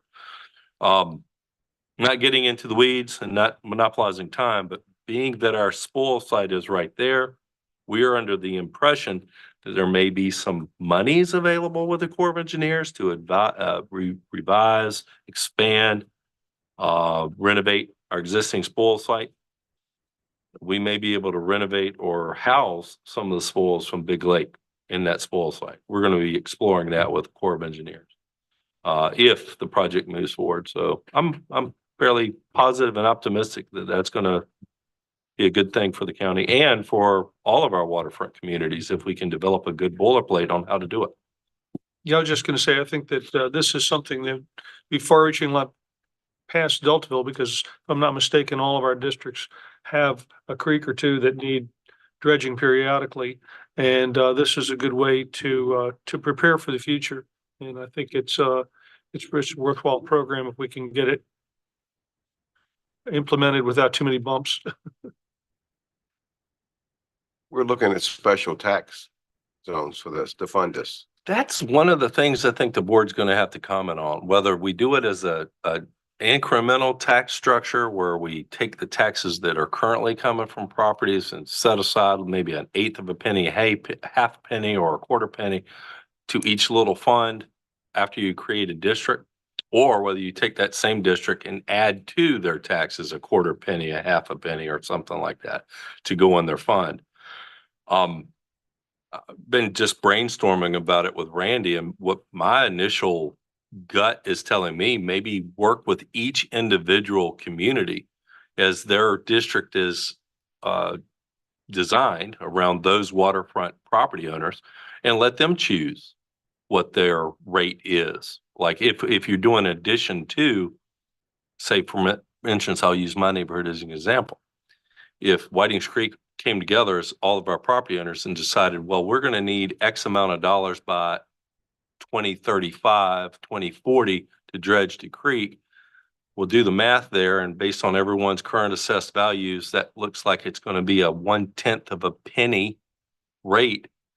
Can we all agree to put that on ourselves? If we all agree, that's the rate. And that rate goes into a fund. And here's a question I have for Louis, whether the county has to have a role in that at all. Because if you're part of a private road maintenance agreement in a subdivision, we don't have any involvement in that. It's just all the property owners get together and agree to set aside so much funds every year for that fund. It could be, it's not a tax at all. It's just a fund that private property owners come together and set up and work directly with the regional dredging authority on. There's all manners of roles that I think the county could explore there. It's just a question of which one we want to do.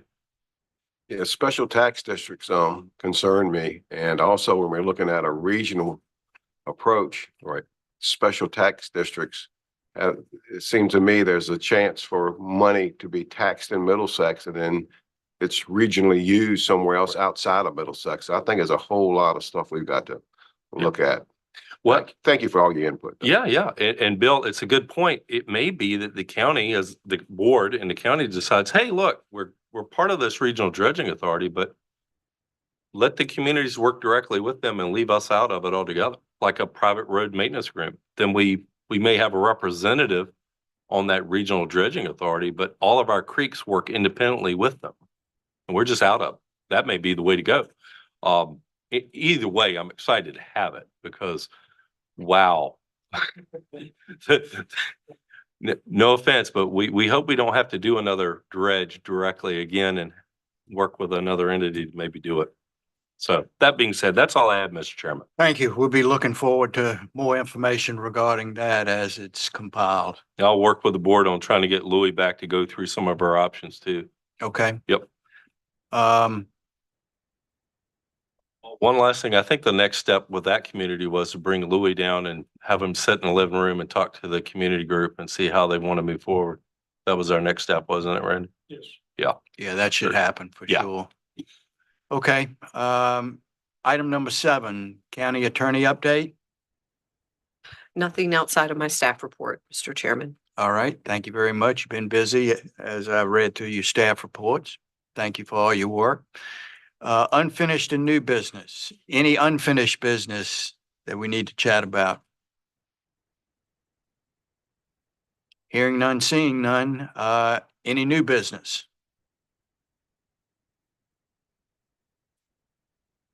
All right, wonderful. Item 9, matters presented by the board. Mr. Chairman, if I may, this may be a good opportunity to take care of Mr. Hockman's recognition award, if you care to. Is he here? I don't believe so. Okay, why would we do that and he's not even Do you here? want to try it again in October? Yeah, and we need a representative from the airport to be here All right, very good. as well. We'll plan for October. Okay. I'll talk. Huh? I'll talk. I mean, we could give it, we could present it today, but he's not here and nobody from the airport. He's not in a hurry. Okay, right. I'll give him a ride. Okay, matters presented by the board. Mr. Williams, you got anything? I visited over there, to see the, signing of a new bill that Governor, Youngkin signed, that they're gonna start the, bridge, Morris Bridge in, 2028. And he said, everything is yesterday. I remember him saying that. He said he believed everything should be done yesterday. I thought that was a good way to think of things. It seemed like everything we do, we put it 3 or 4 days off. And I was down at the airport today and I see where they done pulled the cement, for the building that, they're building down at the airport. So they got the cement down there. And the only other thing I think on our reports, we got more no reports than I ever seen. It look like getting worse every year.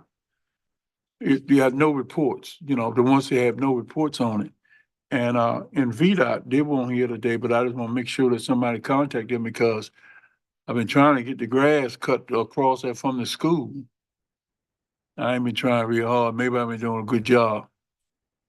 And they need the grass cutting. The peculiar thing on 619 and 629, they will cut the road, they'll cut the grass on 629 and stop when they get to Harris Road. To me, that don't make no sense. And something wrong. It's a problem. They go down Starmount Road, they stop at 620, which is Haley Road, and they turn around and go back to Luda. I guess because they don't go nowhere else. And I don't know if that data or how they're looking up stuff to do things like that. I don't know. The grass is hung over like 2 feet in the road. It's hung over in the road, and they turn around and go the other way. So I just was gonna wait till today to say something, but I passed on it. I see a lot of citizens cutting the grass, whatever, just to keep it down a little bit there. You're being one of them. Well, at the same thing, you take the farmers, if they got the fields, they're close to the road because they plant closer to the road now than you used to. And when they put that fertilizer on, it grows over there. Because I told one farmer, look, man, you plant the corn crop almost in the road now. All of them do it. And they don't cut around. But anyhow, VDOT need to know they need to cut that road. I got a couple complaints about the one at the school said you pass a car and the school bus at the same time, they run right up in the grass. Right there across the road from our nice ballpark we got down there. Right across from Sinclair Walker, that grass should be cut. It should be kept cut. Of course, I went to the schools first and evidently they didn't get it cut. They say they'll take care of it because they got a very good one. They cut the grass, but they didn't get that little bit done. But I am getting complaints. Do you want about the Mr. grass. Walker to talk to Mr. McKnight? Yes, On that? definitely. Yeah, Okay, tomorrow. good, Okay. good. All Tell right. him I can get one. Tell him, Reggie, he go get one out the truck. We're fired up. And Mr. Chairman, while Reggie was talking, we pulled up the pictures I took this morning from the airport. One of them, you'll see Oscar in the background waving. That's Okay. it. Yeah. There you go.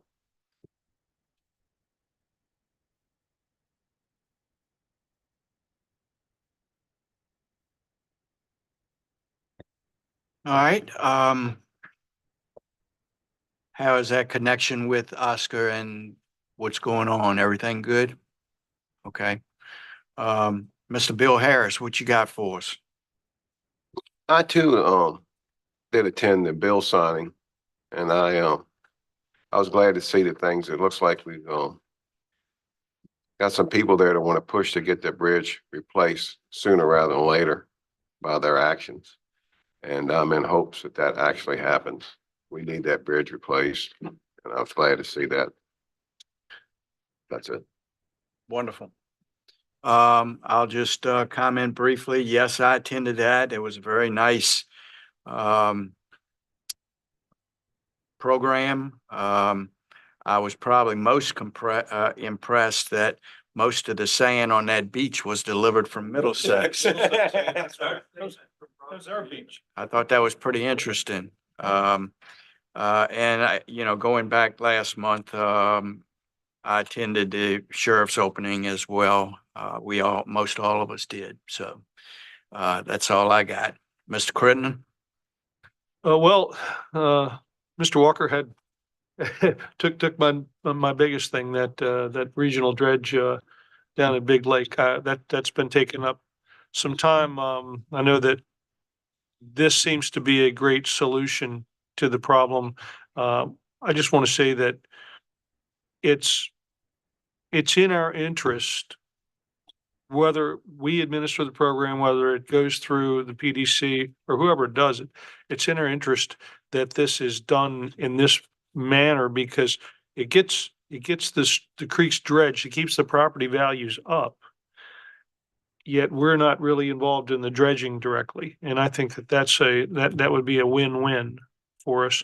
And it'll also be, I think, a win for the people who are the property owners there, because for really a small contribution on a period, on a regular basis, they'll have the money to be able to do the job that needs to be done. And so I think in a waterfront county like ours, this is a big important thing. So that's it. And I also enjoyed the Mr. Youngkin's signing program. That was very interesting and enjoyable.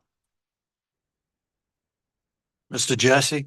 I attended the high school renovation meeting. I suggested that before we meet, make sure that the school board and everyone make a decision what they want and let us look at all the options and give it to us prior to the meeting so we can, do a little homework on it, look at it. But I just made the suggestion, say, let me know what y'all want, what you want to do, new, renovate or whatever, and let us look at all the options prior to the meeting. So when we get together and meet with both joint boards, we won't be battling back and forth. We can say, hey, we saw this information and what we like and what we don't like. Thank you for doing that. Yep, thank you. Okay, moving right along. If there's nothing else, I'm going to move into the public comment. So I'll open for public comment.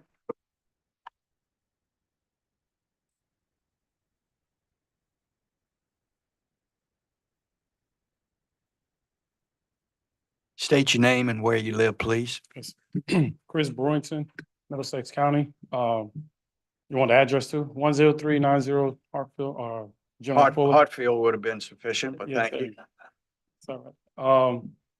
I wasn't gonna speak, but I kind of got excited when he was talking about the trades, and I go to my notes. That's why I was trying to take notes. So what I came here for was I wanted to kind of see what's the not weakest link, see what link is missing in the community. I'm sorry. Thank y'all for having me speak. Some of y'all may know me, see me out in public. But I always pick people's brains on what does the future look like for them in Middlesex County. I asked that question because I'm not born and raised here, so I'm kind of like the stepchild. So I gotta kind of rub shoulders the right way. So I hit the ground running once I retired from the Navy and reside here, and I'm trying to figure out where my piece of the puzzle fit on this table. So I started coming out to the public meetings, and then I got an opportunity to join one of the boards. So I'm on the Wetlands Board. So, then moving forward, I'm getting to learn the community being part of the board, because there was no way I would have covered that many, understanding the waterfront property, the value of the property, and the history of the community. So over time, I'm finding myself kind of like, brightening people light bulbs, giving them better ideas, thinking outside the box. And then I'm not trying to use I'm the youngest, I'm always the youngest one in the group. So, I say that with the best intentions. So when I present something, I'm coming from, what my daughter, my youngest is 8. What does her future look like and how can I be a part of it? So when I hear everybody's concern, that's everybody's issues. But then it's like a line drawn in the sand. You got the people that are making the shakers and movers, but then you got the masses. And the masses don't understand where they fit in at because nobody's kind of inviting them to the party, So I feel like I'm gonna invite myself, and I'm gonna bring something to the table as well. So I'll pick people brains. I talk to the school board reps. I'm kind of waiting on a follow-up. That follow-up is serious because that let people know how much you care about it. So, I'll reach out to people or I'll on the fly, I'll ask a question just to get their temperature, see how they respond. And their response is really critical for me and my family because it lets me know where I fit in at and how to navigate from there. So hearing the trades, I brought it up, to people in the community. I'm seeking, what does this high school lack and why the kids, when they graduate, they don't want to stay here. The reason they, my opinion, the reason they're not staying here because they trying to make money like everybody else, and there's no opportunity to fund them if they want to move out of their parents' homes. So where do you go? You go where the money is at for the experience level that they're at. So why not bring the experience level here? In the community, I know mechanics all up and down General Puller, and they have a plethora of experience. I know construction men. I know, I just met an electrician yesterday, and his son is an electrician. So he kept it in the family, and he's also self-employed or entrepreneur. So how can we tailor that in the school? Well, I know a little bit about the school. They have a bridge program. They're working with the college, but then they got to pay for it, the parents. Now, the high school I went to, it was in the school. I was drafting design. It was already in the curriculum. You just picked it, and you keep your grades up and you can stay in the curriculum. Shop, welding, so on. So I just kind of pick people's brains just to see how can they help me with the future and then move forward. But so I was raising my hand because he was asking if anybody would like to go. And then you mentioned it's not open to the public. So I was going to throw another wild card. I'm not the public, so, and then, and I'm gonna look into it. So because I want to be if I swing this hammer, I'm going to hit it dead on the head, but I want it to count. I don't want to keep hitting you don't know if you carpenters, they're not trying to keep hitting multiple times because they're going to mess the wood up. So when I hit it, when I swing it, I want to make sure I make a dent and be punctual and my intentions be known, up front. So, I don't know, I don't want to go on a rant, but I see the clock ended. And so, yeah, so, and I get excited to see people talk about the future, what the future gonna look like. But then I'm also depressed because when you look back, it's an open forum, but everybody's on social media and want to speak their opinions, but where it count, no one shows up. So, and that's really it. I'm kind of proud of what I'm hearing today because the first meeting I attended, it was like jaw dropping, for the issues that weren't being resolved and how it was being resolved. And so, and then from today, it's definitely, I can say I'm proud to be in Middlesex County. So, and that's really, I'm gonna talk to you afterwards, and then I'm interested about the zoning position. So, I'm going to put that bug in everybody's ear, but anyways, so, and then, that was my piece. So I don't know if y'all get it, and I'm gonna get with you. I'm Hartfield, so Hartfield rep, right? So I keep touching bases with the not wrong people, but I'll talk to somebody and it's kind of like that person tells me about the other person. I'm like, oh, well, let's talk about it anyway, since I got you on the phone or whatever the case. So I talk to the right people, but not the right people. So, yeah, because it'll get, it's like, how do you get a group of people to move in the same direction? Tell them all the same plan. If you have sidebar conversations, it'll never work, because now you got clicks within a click. Now, I learned that in the military. I don't want to use the military like that's what made me. No, I just figured it out. You know, when you become a supervisor, it's hard to get people, especially on a naval vessel.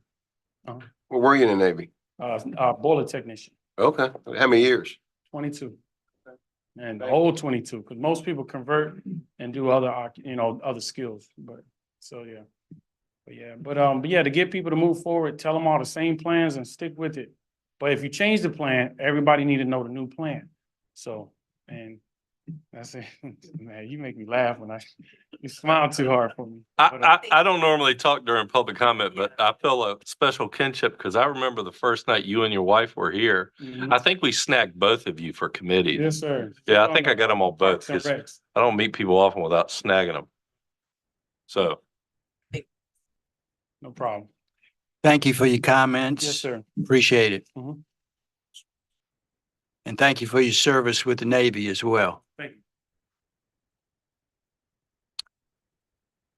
Okay, it looks like we've finished just about all our regular items, with the exception of, Mr. Chairman, I think that closes public comment, oh, yeah, Bob's here. unless Bob wanted to speak. Sorry. Okay. Yeah, I'll think close that's- public comment. thank you. And, is it anything you'd like to say before I go into closed session? Just for the record, he's referring to Trent Funkhauser, who joins us. I apologize for being tardy. I know you all accelerated with the agenda. I had some matters I wasn't planning on taking care of this afternoon. So there you go. Okay. I appreciate the support. I understand the positive, or did I misunderstand? No, it was. You're correct, and we approved the resolution, as well, so, So I'll follow up. okay. Yeah, but because you were tardy, the interest rate went from 1% to 10%. Yeah, exactly. No, just kidding. Okay, Very much. So with that, Mr. Chairman, I think we're ready for our closed session. yes. I don't know if we'll be taking action when we come out, but regardless, we still have a public hearing tonight at 7 PM. So we will be here. I don't anticipate taking action, but I'm not going to say that definitively. And we will be meeting in this room, so we will ask the public to please to vacate after the motion is made. So with that, the board needs a motion to convene in closed session pursuant to Virginia Code Section 2.2-3711A1. This is so the board can have a discussion regarding personnel matters involving the county administrator and or the county attorney.